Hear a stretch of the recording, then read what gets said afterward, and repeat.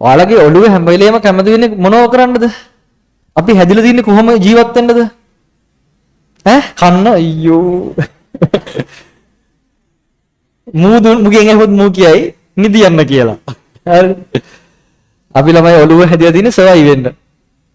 ඒ කියන්නේ සර්වයිව් වෙනවා කියන්නේ ෂේප් වෙන්න. අයින් වෙන්න. බේරෙන්න. ප්‍රශ්නයක් આવොත් පැනලා යන්න. ඒ වෙනයි ඉතින්. ප්‍රශ්නේ පා. හරිම ආසයි සමුද්‍රද ජීවත් වෙන්න. හරි තේරුම ජීවිතේ ඔය සාර්ථක වෙන්න ඕන මතක තියාගන්න. විඳවන්න පුරුදු වෙන්න. පැලෙන්න පෙලෙන්න බැනුම් අහන්න ගුටි කන්න ඕනේ නෑ.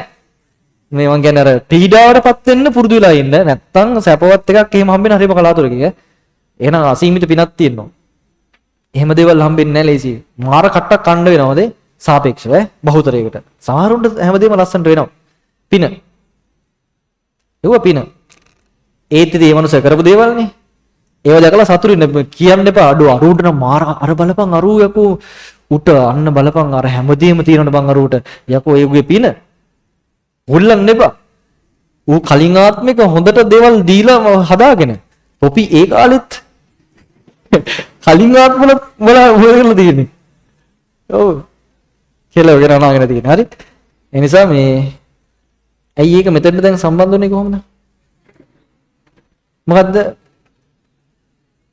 බඩ ගැන කියන්නේ මොකක්ද දන්නවද? බඩ සතුටු කරාම ඔළුව සතුටු වෙනවා. එතකොට සර්වයිව් වෙන්න බලනවා. හරි. ෂේප් දැන් හරි දැන් ඔක්කොම ලැබිලා තින්නේ. ඔබ දැන් ඉඳපන්. ඒක තමයි කියන්නේ. ඒ බඩ පිරලානේ.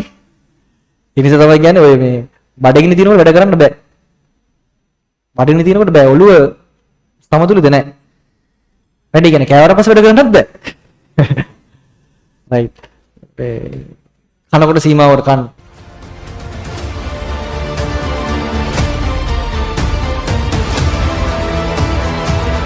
අද්විතීය සංයුක්ත ගණිතයේ ගවේෂණාත්මක සංනාමය මදුෂාන් නිරංජන්.